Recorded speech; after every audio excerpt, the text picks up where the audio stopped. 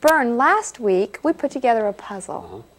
We actually sat here and put together a puzzle. It was a frenzied effort, but we got it together. It was a lot of fun, actually. At the end of the show, you mentioned to me that we'd done the whole show. We talked about laying out a plan for our lives, having balance, categorizing, and trying to find ways to be more effective.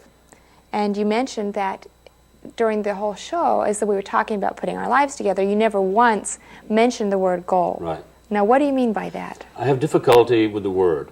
The language that evolves around goal setting, I think, has done us a disservice as a society.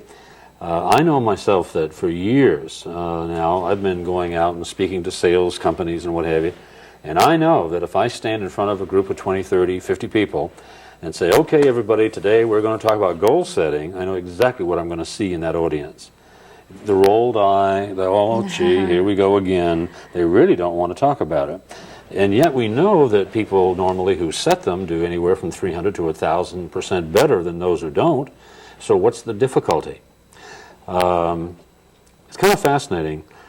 I knew there was a difficulty some years ago, and I'm a slow learner. But, I mean, back in 1955, after one day in the field in selling, I knew I had a problem. And I knew that problems can often be solved through books. So I went to the library, and I found a book called How I Raised Myself from Failure to Success in Selling. And I thought, wow, what a book, because I hadn't even failed yet. Maybe I could short-circuit that whole thing.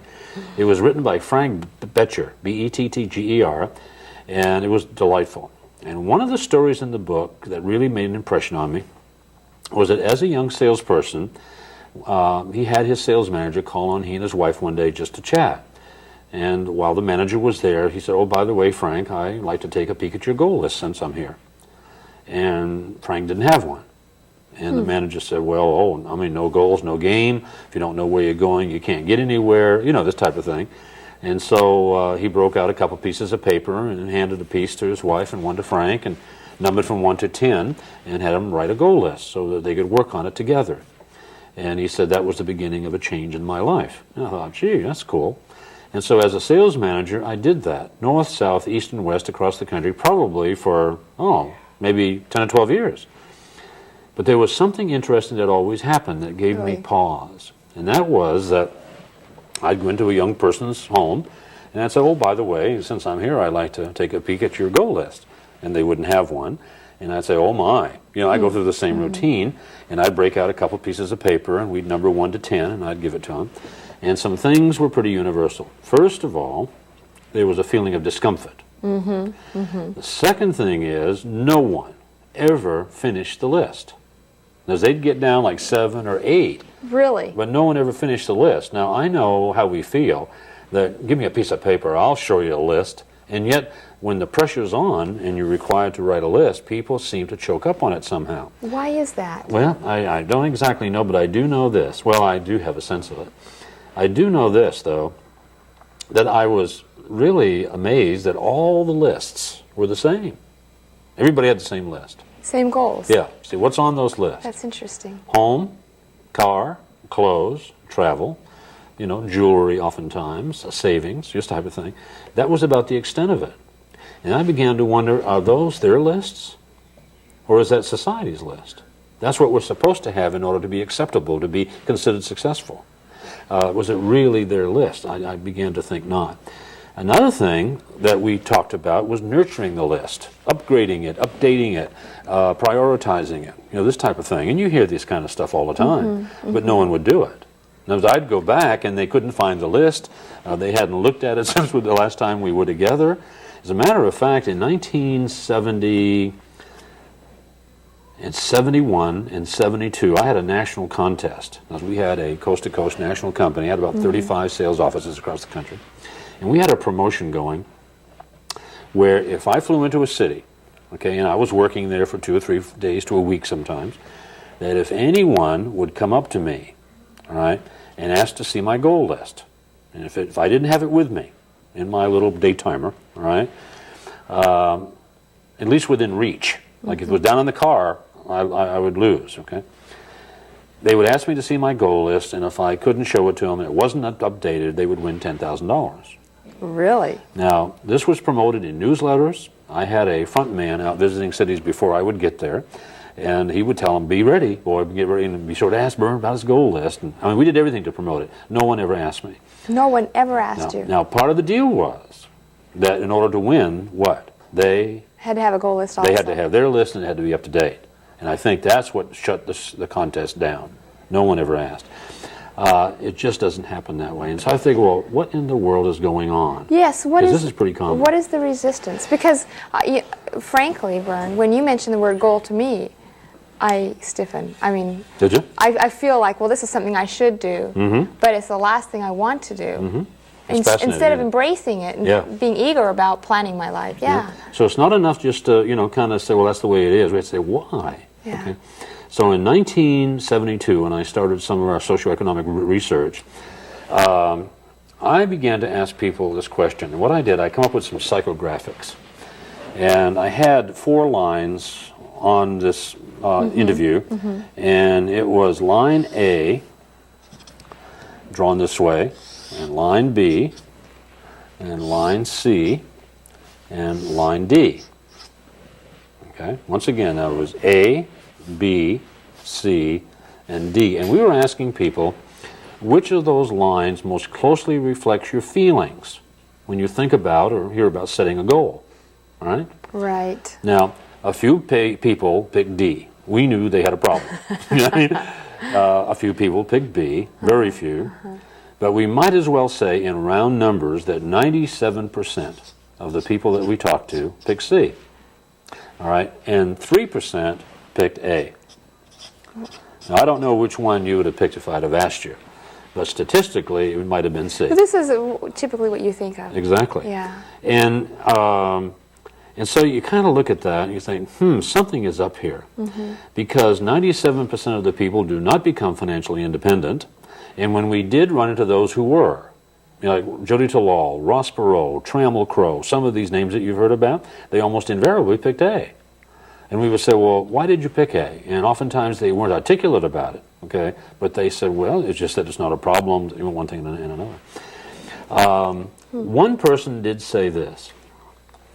He says, I see it not so much as accomplishing things, but growing as an individual. He says, I see it, I'm here today, and I want to be here. Okay, I want to grow intellectually, emotionally, spiritually, financially, in every way. And if I grow, I will attract success. That's what they saw.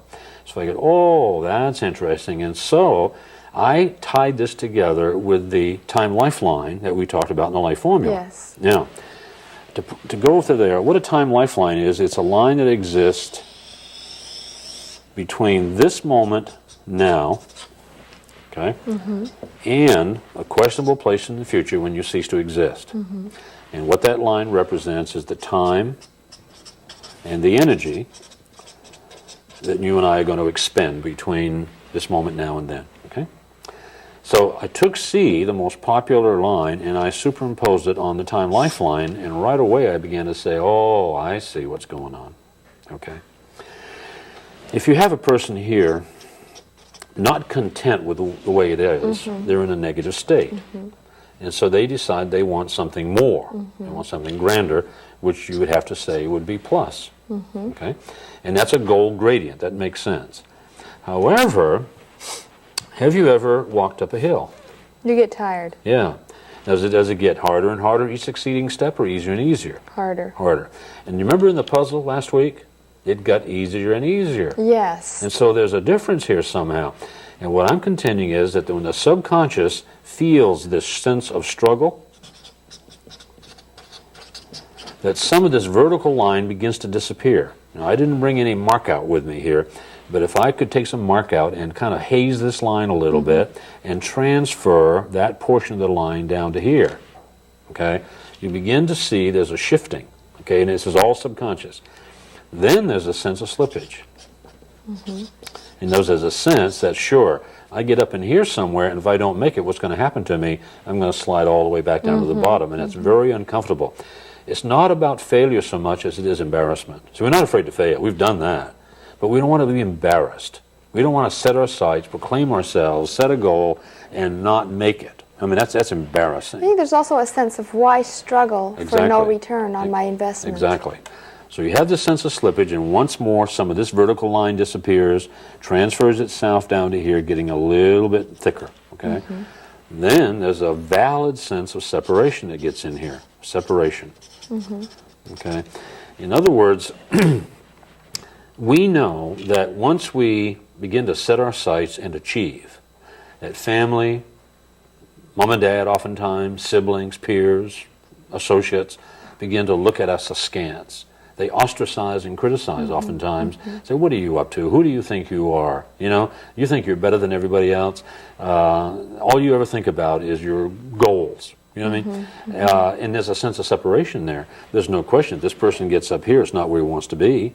And so that separation negates some of that vertical line, transferring it down to here. And what we're saying is we're in the process when we set a goal that the subconscious tends to set a non-goal. Okay? It's kind of in counter. The other one, the one that really sets it all off, all of our motivational speakers have told us that if you're going to be successful, if you're going to really achieve, you're going to have to pay the price. Sacrifice. Yeah. Sacrifice is the word that starts with S that fits right in there comfortably or uncomfortably. And the subconscious mind here says, sacrifice? I've got nothing now. What have I got to give up? And so by now, this vertical line is completely gone, leaving a negative only, and this becomes a positive. And what I've seen time and time and time again is that people shaming their dream. Because once this has happened, okay, after a minimum effort or whatever, they begin to say, oh, well, that really wasn't what it was put up to be. I was misled. Only a few people can really make that, etc. You've heard this too. I know you have. And so they shame their dream. And I see people doing it in my life today, and it's not fair. People who said they were committed, who were totally focused, exuberant, enthusiastic, powerful, and growing. And all of a sudden it's over. They ran out of time and money and courage, stick-to-itiveness, patience, and now it's over. What a tragedy. I call this process the Sisyphus syndrome. It's Sisyphus. Sisyphus syndrome. Now, you may remember that Sisyphus was an evil Corinthian king who offended the Grecian gods. I think he messed around with one of their wives or something, and when he died, they fixed him. No, not in that sense. But anyway, what they did, they committed him throughout eternity to push this big round rock up a hill, knowing full well when he got to the top what was going to happen. It's going to roll back down. Yep, it was going to slip and slide and roll all the way back down to the bottom. He was going to push it back to the top, and he was going to roll to the bottom. He'd have to push it to the top, and it would slide to the bottom. Boy, isn't that the feeling a lot of people have in their lives? A sense of fruitlessness. Yes, never getting ahead. Always buried in bills and struggles, relationships. And none of us are immune to that. Right. None of us are immune. Oftentimes, the goal setters and achievers are functioning out of aggression. If you notice, a lot of anger. And if we can somehow convert this into a love mode and flatten the line, because if we can somehow get that line down so that we're thinking and feeling the same way that these people do, see that it's not the achievement, okay, it's the preparation for the achievement, the personal growth that really should be our intention. I thought it was interesting that you said often people who are actually pushing this boulder up the hill have anger and aggression, and it seems like there's that attitude. They'll just roll that boulder over anyone or anything that's in their way. Exactly. But the boulder usually rolls over them on the way back down the hill. Yeah, it's not a fulfilling experience when you take on that kind of attitude. Yeah, I've had difficulty with this for a long time. You see, the word goal is one of those four-letter Anglo-Saxon words, okay, that has a lot of psychic impact, a lot of wallop on our head and heart. See, there's a lot of four-letter words I could throw out here on the table this evening that would offend, would delight, would agitate, would upset, just because they're four-letter Anglo-Saxon words. It's a very volatile language, you know, and goal is one of those. Another thing that we've done in our society is that we've taken a lot of sports language and rolled it over into our socioeconomic life. And that's not fair because it's not the same. It just is not the same. It's a completely different activity. Exactly. For example, in sports, there's a goal that you're supposed to get a ball across or through or a base to reach or whatever it happens to be. And in almost every case, there's people on the other side equally competent, just as big, just as strong, just as fast, just as smart, who are trying to keep you from scoring. You know what I'm saying? And that's not the way it is in real life. I have never, I mean, I'm nearly 70 now, 70, and I've never had anyone get in front of me and say, no, no, Bern, you're not going to make it through me. Okay, never. If there's been any resistance, it's come from the little fella inside, Sisyphus. I mean, who says, hey, come on, put it off, don't bother. It's tragic, it's not fair. A lot of people say no goal, no gain. Not true, not true. Time and time again, I have seen people who were highly accomplished that had no intention. Now, what was happening, though, is they were on the playing field, they were out there, they had established a sense of direction for their life, they were playing in the game, if you would, and they were exposed. Most highly successful people, when you look out and examine it carefully, have been subjectively selected by someone else with power and authority to elevate to that position. For example, there was a contralto some years ago who competed at the Metropolitan. They had a competition, and she had been studying voice all of her life and was really quite good and was excited about the competition, entered it, and that night nailed it. She was just excited as she could be because she knew she was high in the rankings, if not the winner. They began to announce the winners. Number 10, number 9, her name wasn't among them. Number 7 and 6 and 5, and she still hadn't been named. And so her excitement was going up and up. And got to number 3, number 2, no name. And she said, I've won this. And then they finally named a winner, and she wasn't the Even one. in the top 10 list? Not even in the top 10. She was devastated. Oh, I bet. That very well could have been the end of her career. However, in the audience, Beverly Sills was not one of the judges, but she was in the audience. She was aghast. She said, how could they overlook that voice? How could they overlook that training, that preparation? And so Beverly Sills, who we've all heard of, adopted this girl in the sense of the word and began to position her, introduce her to the right people, mentor her, and she's internationally famous now. What I'm saying is that she was subjectively selected by someone with power and authority to elevate to that position. Now, granted, the contralto had to be in the game. She had to be prepared. Follow what I'm saying? But that happens a lot of times. In a comparable business, what I do, for example, Tony Robbins is a big name.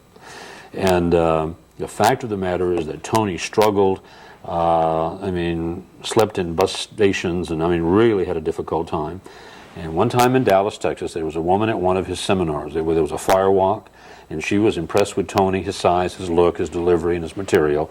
And she said, you write this in a book. And she says, and I'll publish it for you. Well, her name was Jan Miller. Jan Miller is the leading agent in the world when it comes to success, motivational writers and what have you. And so Tony got the book written, and she published it. And that was an accelerating point in his career, no question. Once again, elevated by someone with authority and power, subjectively selected to take someone and elevate them. Well, what about all of those of us who are not subjectively selected? That's the funny thing. There's no question that we have an incredible amount of influence over our destination. Okay, and if we go through the processes that we'll be talking about in the next week or two, certainly we increase our chances of succeeding. However, if you are on purpose, have a sense of direction, doing what your psychoscope kind of directs you to do, the thing that makes your heart sing, that makes you kind of wake up in the morning wanting to do it, and go to bed at night not really wanting to stop. Okay, that fame and fortune may be the happy consequence of that, but if it isn't, happiness certainly is. In other words, you're doing what you're intended to do. I know a lot of people in music, for example, who, you've heard them. I know these small groups and bands and singers who are incredible. You wonder, why aren't they big time? I've been hearing that all my life. How come you're not up there with the big guys? We don't know.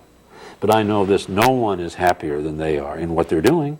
But can they survive financially? Can they provide for their children, I think so. their family? Yeah, I think so. And if some of them even have a job and do it part-time, as long as they're doing what they want to do, they're still better off than the person who is not honoring that dream. Well, let's back up, Bern, because I'm wondering, how do we determine what it is that we need to do from our heart? How do we get in touch with our psychoscope, the word that you're using? Kind of look back, go back to 12, 13, 16, 17. What was your sense of direction at that time? I think that's where it begins to get shut down, when life begins to rush at us and we have to make choices and get settled in and get a job, because that's what we're educated to do in our system. You know, school is designed to prepare us to go to work for somebody. You know, and it gets into our dream scene. There's no question. But to recapture it. Now, other than that, is to read, to look, to examine, to test, to experiment, to challenge yourself, to take a risk here and there. Because I'll tell you, in our society, to not take a risk is the big risk. I guess that was the other question I was going to ask you is, say you determine what your dreams are. How do you overcome the fear associated with leaving everything you're secure with? You don't overcome the fear. How You embrace do it. you even face it? Yeah, you have to embrace it. Yeah, because I know this, that there is no question that in what I do, I mean, I've had years where it's been extraordinarily successful, and other years where I barely was able to subsist. But you know, I'm going to be honest with you. I've had years where I've had holes in the bottom of my shoes. I had to sleep in bus stations, had to bathe in restrooms, you know what I mean, in order to prepare. And I was going out talking about philosophy and life and living and how to make a living, and people were saying, wow, and I could see them take the information and move forward with their lives, doubling and tripling their incomes, okay? And I went back to my life the way it was, as modest as it was, and felt good about what I was doing, because I was on purpose. When it was really great, you know, things were really popping and the money flowing in, I still felt what? Great. I felt the same way either way. And I don't think most people have that going for them. There is a sense of happiness. Now, granted, if you get caught in lifestyle, you've got to have a big home and a car and this and that, there's going to be a trade out there somewhere. Absolutely. You may be able to achieve it, you know, with your dream, and you may not. But if you abandon it, okay, you abandon your dream in order to have the car and the clothes and the, you know, what have you, I see a lot of pain out here. Well, I think so many people look at a rock star or a movie star or a great politician and say, look at how wonderful and how charmed their life is. They're able to do what they love and make millions of dollars doing it, and I can never do that. And I think for a lot of people, they feel like their life is only about compromise, and they can never have it all. You mean the person who doesn't get that done? Exactly. Well, the unfortunate thing is that if a person gets over here and very, very successful, oftentimes their life gets so unbalanced that they're not happy. So you have to be careful. You know, I've seen that too. You know, I mean, there's suicides and all kinds of drug problems among those who are very successful, and they have difficulty. And there's no question there's a trade-out. When you acquire that kind of fame, then you lose your privacy, you lose the intimacy of your life. It's pretty tricky. So I guess that comes back to what we were talking about last week, where you balance the different areas of your life. So you have to have a written goal, I don't want to use that word, a written plan for your life, a picture by which you steer your ship. That's right. There's no question that it's kind of like people say intention. A hell that's paved with good intentions. Well, I think there's another hell that's paved with, you know, unfulfilled goals. I mean, it's just it's a very frustrating thing. Probably that is the biggest hell. Yeah, it depends upon the weight you put on a word. For example, I have an intention, I have a plan, I have a project, I have a dream, and frankly, you can say I have a goal so long as you twist it in your mind and flatten it out and understand that the word oftentimes is improperly used. Okay. So I'm not against goal setting. I'm against the language that's employed in the goal setting. Follow what I'm saying? Much better to go on and take another word, another project. So are you saying, Bern, that instead of thinking of goals as a challenge where we're pushing something uphill, that it's rather an even keel like of time and energy? We're going to fill that space with our time and our energy anyway? Exactly. So it's just choosing the activities that keep you on purpose. Now, as we progress into the next hour, or the next half hour, the next half hour and then a full hour, we're going to be progressing. See, there's something happens here. There has to be another language, another sense of this. And so we turn back to Napoleon Hill, who wrote a marvelous book entitled what now? Remember? Think and Grow Rich. Yeah. Doesn't work that way, but it's a great title for a book. You know? But it was very successful, sold a lot of copies. He had other publications that were successful. He was very in the insurance industry and was worth a fortune. In his latter years, he commissioned young scholars, a dozen young scholars, to examine the top 200 personalities in human history, trying to find common denominators, all right? So that they could say, well, that's what these people did, you do the same thing and you'll be successful. Now, that never has worked very well, but I understand the philosophy. There was a lot of denominators, but there was one that permeated every single career. These people had scratched it in papyrus or chiseled it in granite or had written it in a book or broadcast it over the airwaves, okay? And it was a sense of purpose for their life. Now, in the next half hour, next week, we're going to talk about this and how to define it, how to establish it, what it's about, what the alternatives are. And believe me, it can make a big difference, because all of this is of no account if you don't have a purpose for your life. Absolutely. Yeah, because what we're going to be talking about is if you don't have a purpose for your life, you will have a posture about life. And it's going to be counterproductive.